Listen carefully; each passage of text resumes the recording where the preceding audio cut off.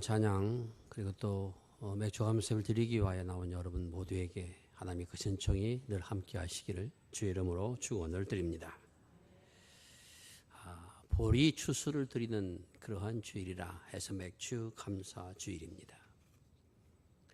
제 어렸을 적에는 이 맥주 감사 주일을 지킬 충분한 이유가 있었습니다.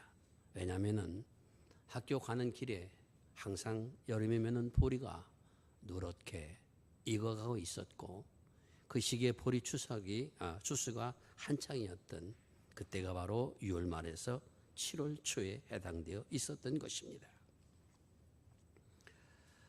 지금 젊은 세대는 보릿고개라고 하는 말이 그 단어의 의미도 아마 모르는 사람들도 많이 있을 것입니다. 이 보릿고개를 깨닫게 해준 유명한 가수가 있습니다. 진성이라는 가수죠. 그가 보릿고개라는 노래를 불러서 젊은 애들도 따라 부르고 해서 이제 많은 사람들이 보릿고개가 무엇인가 하는 것을 알게 됩니다. 아야 뛰지 말라 배 꺼질라. 가슴 시린 보릿고갯길. 아마 이러한 가사만 들어도 어른 되시는 분들은 그때가 얼마나 힘들었던 시기인가 하는 것을 알게 될 것입니다. 우리나라가 일제 36년의 시간을 겪으면서 일본 사람들이 우리나라의 곡물들을 다 가져가기 시작했습니다. 그렇게 해서 놨던 고속도로가 경인고속도로이고 인천 항구에서 곡물들을 실어 날랐습니다. 그리고 저 아랫지방에서는 군산이 바로 그러한 곡물들을 실어 나르는 장소이기도 했습니다. 만일에 감추었다가 걸리게 되면은 빼앗기는 것은 물론이려니와 감옥에 갇히게 되는 그러한 아픔을 겪었던 시기가 이 보릿고개 시절입니다. 가졌던 조그마한 쌀들도 다 떨어지고 이제 다시 먹어야 할 보리가 나지 않았던 추수하지 못했던 그 기간에 참으로 적은 목피로 굶주린 배를 채워했던 그 아픔이 담겨있는 그러한 시절이 보릿고개라는 것입니다. 그런데 이 맥주 감사 주일 예배는 사실 다른 세계에서는 드리지 않고 우리 기독교 대한민국에서만 드리는 그러한 절기입니다. 물론 이스라엘 백성들은 맥주의 절기를 드려왔습니다마는 오히려 이 맥주의 절기는 이스라엘 백성들에게 있어서는 추수에 해당되는 절기고 오늘 우리에게 있어 이 맥주 감사 주일은 좀 다른 의미를 가지고 있습니다. 성서가 가지고 있는 그 성소 속에서의 맥주 감사의 의미가 오늘 우리들에게 어떻게 전달되어질 수 있게 되었는가 하는 것들을 살핌을 통하여서 하나님 앞에 감사제를 쌓는다는 것이 무엇인가를 다시 한번 깨닫고 은혜 받는 그러한 시간들이 될 수 있기를 바랍니다. 신명기 16장 9절에 주님 이렇게 말씀하십니다. 7주를 셀지니 곡식의 낫을 되는 첫날부터 7주를 세어라. 그리고 나서 맥주절을 지키라. 7일절을 지키라. 이렇게 말씀하여 주십니다. 이스라엘의 해방절기인 6월절, 그들이 애굽 땅 종되었던 자리에서 나와서 하나님의 거룩한 백성으로서 길을 걸어갔던 그날을 기억하는 그 6월절, 그 다음부터 안식일이 지난 다음에 7번을 세워서 7번째 되는 그때 하나님 앞에 맥주절 7일절을 지키라. 이렇게 말씀하여 주십니다. 이것은 무엇을 말씀하고 있는가 하면은 그들이 처음에 낫을 되어서 첫 곡식을 하나님 앞에 드리고 그 첫 곡식이 완성되기까지 7주의 기간이 되는 그때 바로 이 6월 맥주절 7일절 하나님 앞에 드리라는 겁니다. 7번이 7안식일을 걸쳐 나가기 때문에 7일절이요. 그 다음날 드리기 때문에 50일 되는 날 드리기 때문에 오순절이라 이렇게 그 여러 가지 단어로서 그 절기를 지켜가고 있습니다. 이런 맥주를 지켜나갈 때 어떠한 믿음의 자세로 지켜나가야 될 것인가, 그것이 바로 오늘 신명기 16장 10절 이하에서 이렇게 말씀하여 주고 계십니다. 10절 보면 내 하나님 여호와 앞에 7절을 지키되 내 하나님 여호와께서 내게 복을 주시는 대로 내 힘을 다하여 힘을 헤아려 자원한 예물로 드리라. 이렇게 말씀하십니다. 7.7절이라고 하는 이 의미 속에는 두 가지 의미를 가지고 있습니다. 이 단어가 가지고 있는 뜻은 77은 순례한다라는 의미가 있습니다. 그것은 무엇을 뜻하느냐 하면 이스라엘 백성들이 하나님 앞에 예물을 드릴 때, 하나님 앞에 제단을 쌀 때 물론 가까운 곳에서 찾아가 회당에서 예배를 드릴 수 있지만은 이러한 3대 절기만큼은 가능하면은 하나님의 전 성전에 찾아와서, 예루살렘 성전에 찾아와서 순례해서 드리라고 한 의미가 이 77이라고 한 단어 속에는 담겨 있다라는 것입니다. 또 하나 이 77이라는 곳에는 어떤 의미가 담겨 있다. 하나의 의미 속에는 춤을 추며 기뻐하며 드리라, 이런 의미가 달린 게 있습니다. 춤을 추다는 겁니다. 기쁨으로 감사함으로 춤을 추면서 이 절기에 나와 드리라. 이것이 바로 77절의 축제라는 것입니다. 이 절기를 지킬 때 하나님께서 내게 복을 주신 대로 지키라, 이렇게 말씀하여 주십니다. 복을 주신 대로 내 힘을 헤아려서 자원은 예물로 드리라, 이렇게 말씀하십니다. 복 주신 대로 드리라고 말씀하시는 것은 하나님 앞에 첫 곡식의 제단을 쌓아 드리면서 이 축복이 내게 어떻게 왔는가 주신 하나님을 기억하라는 것입니다. 구약에서 복이라고 한 단어는 그 의미가 하나님께서 그냥 하늘로부터 쏟아 부었다 이런 의미가 있는 것이 아니라, 이 축복이란 단어는 하나님 앞에 무릎을 꿇는다는 겁니다. 이 무릎 꿇는다는 의미 속에서 이 단어가 또한 하나님 앞에 경배드린다라는 단어로 사용되어지기도 합니다. 하나님 앞에 무릎을 꿇고 하나님이 경배하는 것이 결국은 우리의 복이다 해서 그 단어가 복이라는 의미로도 사용되어지고 있다는 겁니다. 하나님께서 내게 복을 주신 대로 내가 하나님 앞에 무릎 꿇고 경배함으로 살아왔던 그 모든 삶에 하나님께서 내게 은혜를 베풀어 주셨던 이것을 기억하며 하나님 앞에 예물을 드리는 것이 맥주 감사의 제단을 쌓는 의미라고 하는 것을 말씀하여 주고 있습니다. 힘을 다하여 드리라고 말씀했습니다. 여기 힘이라고 하는 단어가 우리가 말하는 어떤 강한 힘 이런 것을 의미하는 것이 아니라 손을 의미합니다. 손이라는 것은 능력을 의미하고 있습니다. 소유를 의미하고 있습니다. 복종을 의미하고 있습니다. 힘을 다해 드리다는 것은 그러므로 오늘 내가 하나님 앞에 받은 은혜를 기억하며 내 소유로 하나님 앞에 복종함으로 내 능력 안에서 그래서 하나님 앞에 드리라는 것입니다. 우리가 보통 자신 모든 문제를 안대했을 때 이렇게 말합니다. 이 문제는 내 손 안에 있습니다. 그렇게 하는 권리는 내 손 안에 있습니다. 이런 의미가 오늘 이 단어 속에도 담겨져 있습니다. 다시 말씀드린 하나님 앞에 힘을 다하여 드리라고 말씀하는데, 힘을 헤아려 드리라고 말씀하고 있는데, 그것은 바로 손이요, 손은 능력을 말하며 내 능력은 순종과 복종을 말하며 내 능력 안에서 내가 할 수 있는 대로 하나님 앞에 헤아려 드리라 말씀하여 주십니다. 이 헤아린다는 단어는 내 힘의 능력이 미치는 대로라는 의미입니다. 자원하는 것으로 내 스스로 기뻐하며 내가 충분히 하나님 앞에 감사함으로 내가 하나님 앞에 그것을 드릴 때 이것이면 내 마음에 기쁨이 있습니다 라고 하는 것을 생각해서 드릴 수 있는 제물이 되라 하는 것입니다. 우리는 누군가의 선물을 드릴 때 항상 무엇을 생각합니까? 그분이 이 선물을 받으면 기뻐할까 하는 것을 생각해서 드릴 때가 많이 있습니다.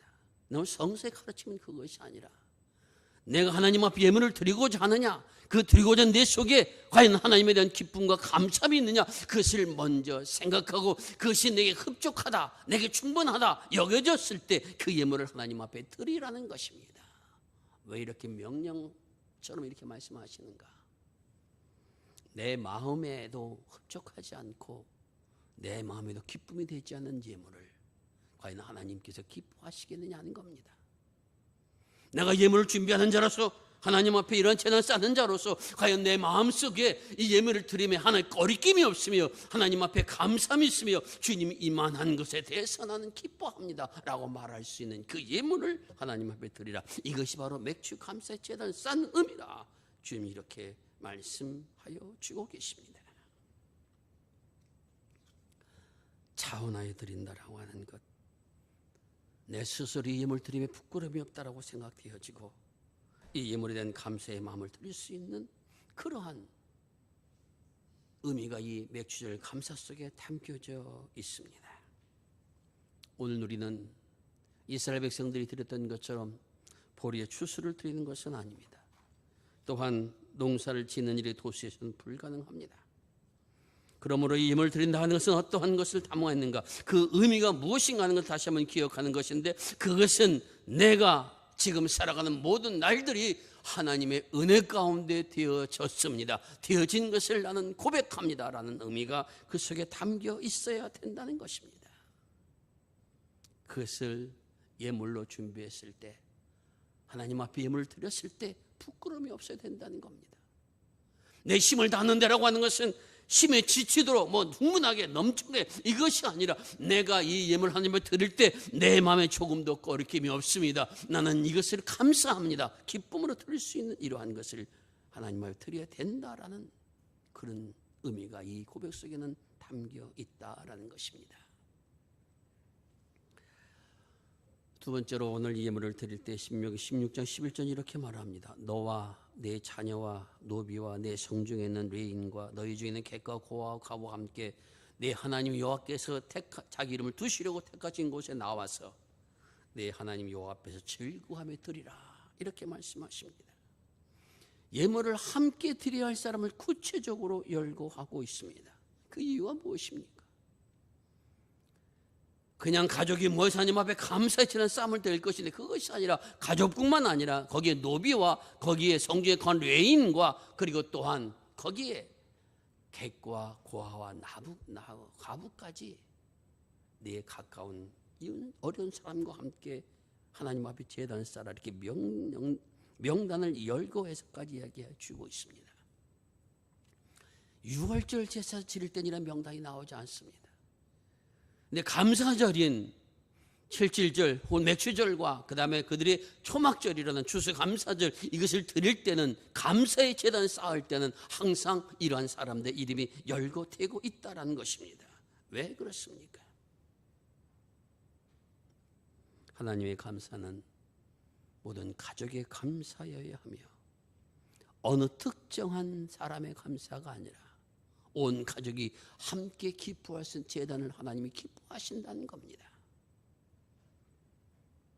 여기에 모든 가족들이 하나가 되어서 하나님 앞에 영광 돌릴 수 있어야 되는 것인데, 그 가족 가운데 노비도 있다는 겁니다. 노비라고 하는 것은 남자와 여자 종을 한 번에 일컫는 말이 노비입니다. 앞에 노자는 남자를 가르치고 비는 여자를 가르칩니다. 사실 이스라엘 백성들은 자신의 동족을 종으로 삼을 수가 없었습니다. 이방인들을 데려다가 자신의 일을 시킨 사람으로 삼았습니다. 전쟁에서 이겼다든가 했을 때 거기에 잡혀온 사람들이 노비가 되는 경우가 많았습니다. 물론 동족 가운데도 어쩔 수 없이 노비가 된 사람들이 있었는데, 그 사람들은 노비로 썼다 할지라도 6년 동안은 자신의 노비를 쓸 수 있지만 7년째가 되는 안식년에는 자기 동족은 무조건 풀어서 나서 자유있게 해라, 그렇게 법으로 규정해 놓고 있습니다. 그런데 그런 노비와도 함께 드리라고 말씀하여 주십니다.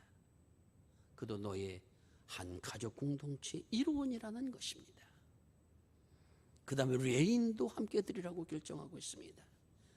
레인이라고 하는 사람들은 이스라엘 백성들이 가나안 땅에 들어서 하나님 주신 땅에 들어갔을 때 그 땅을 분배받을 때 그들은 땅을 분배받지 못했습니다.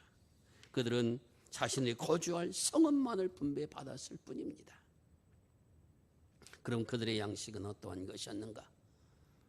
이스라엘 백성들이 3년에 한 번씩 드리는 11조가, 또한 그들이 하나님 앞에 드리는 감사의 제단 가운데 일부가 레인들에게 드려져서, 그래서 레인들이 먹고 살았다는 겁니다.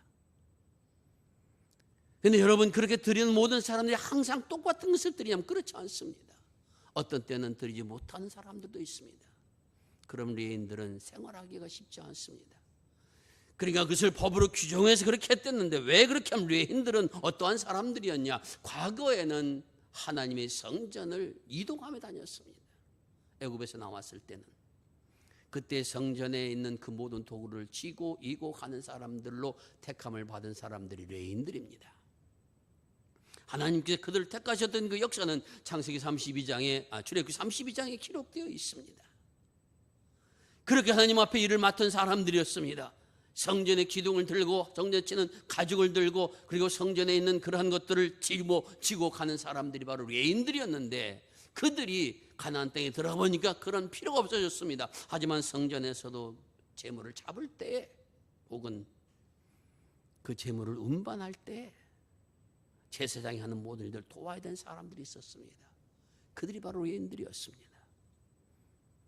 또한 그들은 그것만 한 것이 아니라 이스라엘 백성들을 하나님의 말씀으로 가르치는 일을 맡아 해왔던 사람들이 바로 레인들입니다. 그래서 그들은 하나님이 그들의 기업이기 때문에 하나님의 말씀을 가르치고 하나님의 제단에 함께하고 이러한 것들을 감당하게 하기 위하여 그들에게 11조를 주어서 그들로 하여금 생활할 수 있도록 그렇게 법으로 규정해 놓았던 겁니다. 그들과 함께 기뻐하며 제단 쌓으라고 그렇게 주님은 말씀하여 주고 계십니다. 네 번째 불에 해당되는 사람들은 객과 과와 가부입니다. 그들은 그 시대에서 가장 취약계층에 있는 사람들입니다. 남성 위주의 사회 속에서 모든 재산도 남자의 이름으로 등록되는 세상 속에서 그 남자가 남편인 사람과 사별했다라고 하는 것은 그 모든 권리를 제대로 갖지 못한다는 겁니다. 그들 특별히 돌봐야 됐던 그러한 홀로 된 여인들이었습니다. 부모를 여러 가지 이유로 잃어버린 사람들이 있습니다.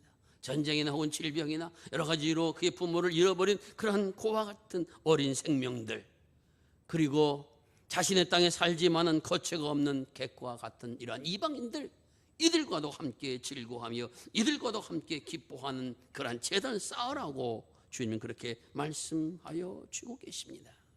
여기서 우리는 하나님께서 맥주 감사의 예물을 드리라고 제단을 쌓아러 왔던 그 가장 중요한 의미가 무엇인가 하는 것을 우리에게 말씀하여 주십니다. 그것은 감사의 제단을 쌓는 것은 나 홀로의 제단이 아니라 함께의 제단이어야 된다는 사실을 우리에게 가르침을 주신다는 겁니다. 진정한 감사는 홀로의 감사가 아니라 함께의 감사여야 한다는 것입니다. 내 하나님 앞에 받은 은혜가 깊어서 커서 내 하나님 앞에 은혜의 제단을 쌓는 것, 거기서 그치는 것은 부족하다는 겁니다. 그 은혜 자리에서 받은 은혜를 함께 나누는 자리, 함께 기뻐하시는 자리, 이것이 진정 하나님 앞에 드려야 할 감사의 제단이라고 하는 것을 우리에게 말씀하여 주고 계십니다. 우리 맥주 감사의 제단을 쌓으면서 그럼 우리가 한번 기억해야 되는 것은 오늘 내가 나의 주위에서 함께 살아가는 사람들 가운데서, 내 가까운 사람들 가운데서 나의 도움을 필요로 하는 사람들은 없는가 한번 살필 수 있어야 된다는 것입니다. 그리고 마음에 어떤 사람이 떠오른다면 내 마음에 흡족하게 여겨진 대로, 내 마음에 이것이면 됐다고 연결할 수 있는 그러한 대로 함께 도울 수 있고 함께 사랑할 수 있는 이런 베품과 나눔이 다시 이루어지는 이러한 제단이 바로 맥주 감사의 제단이라 주님 이렇게 말씀하여 주고 계십니다. 오늘은 이러한 의미들을 다시 한번 기억하며 내가 하나님 앞에 감사의 제단을 쌓는 것이 무엇인가를 생각하고 또 행함으로 하나님 앞에 더 근총스레 살아가는 우리 모두가 될 수 있기를 바랍니다. 마지막 세 번째 말씀 속에서는 너희가 애굽 땅에서 종되었던 것을 기억하고 감사의 제단 쌓아라 이렇게 말씀하십니다. 과거가 잘 살았던 사람들 또 지위가 높았던 사람들은 왕년에는 뭐 그렇게 말합니다. 그러나 그때가 어려웠던 사람들은 다시 돌아가고 싶은 생각을 하지 않습니다. 제 집사람이 가끔 그런 말을 합니다.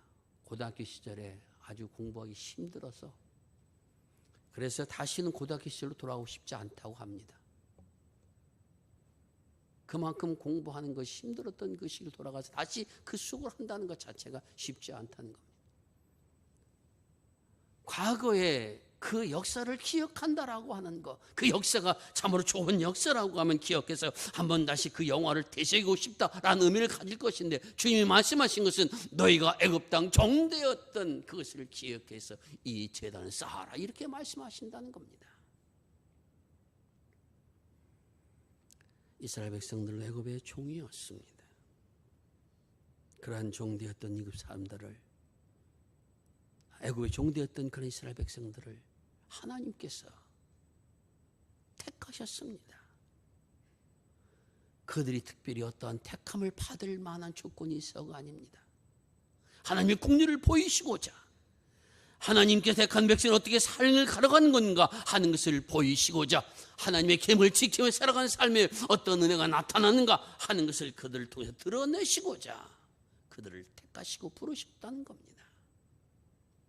감사의 제단을 쌓는다는 것은 하나님 앞에 감사합니다라는 그러한 예물을 드림만이 아니라,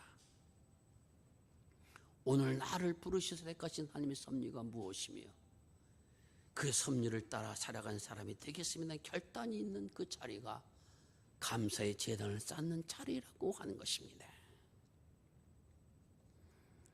과거에 종되었던 그 이스라엘의 아픔을 기억하라는 것이 아니라, 그 종되었던 자리에서 너를 택하여 세우셔서 하나님의 백성이 되게 하여 주셨고, 하나님의 백성으로 어떻게 살아갈 것인가 알게 하여 주셨고, 그 생을 살아간 동안 어떠한 하나님의 은총이 임할 것인가 하는 것을 너를 통해 드러내고자 택하셨다라고 하는 이 사명을 잃지 않고 살아간 사람이 되라. 그것이 바로 감사의 제단을 쌓는 의미였다라고 하는 사실을 오늘 우리들에게 깨닫게 하여 주고 있습니다. 오늘 우리 하나님 앞에 맥주 감사의 제물을 드린다라고 하는 것은, 오늘 내가 하나님 앞에 구속받은 사람이라는 것을 다시 한번 기억하는 겁니다. 죄인된 자리에서 의의 길로 주께서 세워주셨음을 다시 한번 기억하는 자리라는 것입니다. 오늘 나를 불러주신 하나님의 섭리가 무엇인가 하는 것을 다시 한번 깨닫고 이제 그 길을 다시 걸어가겠다고 나의 믿음을 추스리는 것이 바로 감사의 제물을 쌓는, 제단을 쌓는 의미라고 하는 것을 주님은 우리에게 말씀하여 주고 계십니다. 사랑하는 성도 여러분, 우리가 믿음으로 산다라고 하는 것은 그냥 거저되는 것은 아닙니다. 하나님께서는 가장 귀한 것들은 시간과 땀과 노력과 눈물과 이런 것들이 어우러져 있어서야만이 나올 수 있도록 그렇게 만드셨다는 사실들을 우리가 기억해야 됩니다. 전반기를 코로나 1년 반이라는 세월을 살아오면서 많은 것들을 생각하게 됩니다. 저도 믿음 안에서 어떻게 할 것인가를 많이 고민하다가 지난 새벽 기도에 또 말씀드렸습니다마는 추수감사절을 한 몇 주 앞두고서 신앙을 집중적으로 훈련하고자 하는 이러한 일들을 하고자 합니다.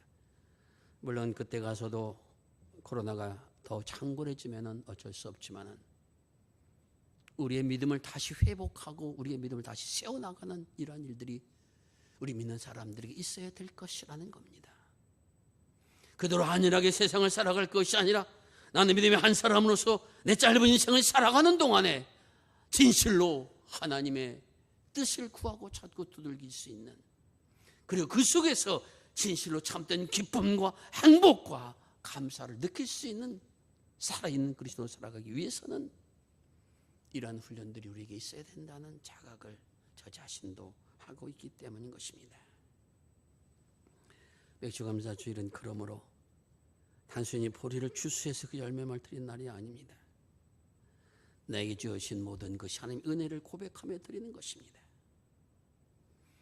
이런 은혜가 있기까지 주님께서는 내 주위에 많은 사람들에게 나와 함께 할 수 있도록 인도하셨음을 기억하며 그들과 함께 드리는 이것이 바로 우리가 드려야 할 맥주 감사의 제단이며, 또한 내가 사는 날 동안 주님의 말씀 앞에, 주님의 주신 사명 앞에 성실한 삶으로 살겠습니다 결단하고 고백하는 그러한 감사의 제단이 우리가 드릴 감사의 제단이요 예물이라는 것입니다.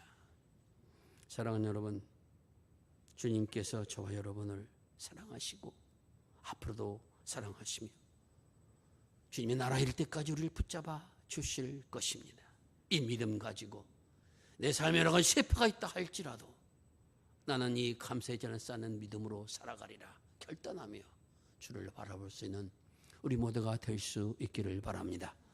그 걸음에는 하나님의 함께 하심이 계시며 하나님의 함께 하심이 계신 그곳에는 하늘의 평안과 기쁨이 무엇인가를 알 수 있도록 주께서 역사하여 주시리라 믿습니다. 이 은혜를 맛보는 축복이 우리 모두에 함께 할 수 있기를 주의 이름으로 축원을 드립니다. 기도하겠습니다.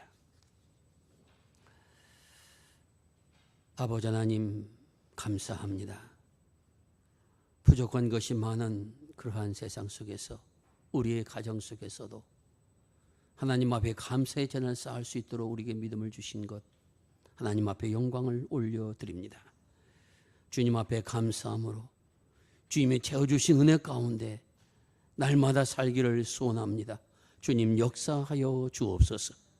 위대의 눈을 밝혀서 주님의 뜻이 무엇인가를 분별하게 하여 주시고 하나님의 은혜와 능력이 무엇인가를 보게 하여 주셔서 감사와 찬양이 넘치는 생들을 살아갈 수 있도록 우리 모두를 복되게 하여 주시옵소서. 그리함으로 주님이 더욱더 채워주시고 역사하시는 이것을 경험하며 이웃과 함께 기뻐할 수 있는 아름다운 생들을 살아갈 수 있도록 우리 모두는 성도들을 축복하여 주옵소서. 우리 성도들이 가는 그곳에 많은 모든 사람들의 이런 은혜가 나타나게 하여 주시어서 하나님의 사람이 가는 곳에는 항상 기쁨이 있고 감사가 있으며 즐거움이 있다라고 하는 이러한 고백들을 가질 수 있도록 은혜를 내려 주시옵소서. 우리 모든 사랑하는 성도들 가정들을 축복하여 주옵시고 그 자손들을 복되게 하여 주시어서 하나님의 선하심을 따라 살아갈 수 있는 아름다운 가족들로 주님 세우시고 축복하여 주옵소서. 이러한 사랑을 나눈 기쁨과 은혜도 할 수 있도록 역사하여 주시옵소서. 귀한 제단 사시도록 인도하신 하나님 앞에 감사와 존귀를 돌려드리오며 우리 구주 예수 그리스도의 이름 의지하여 기도드리옵나이다. 아멘.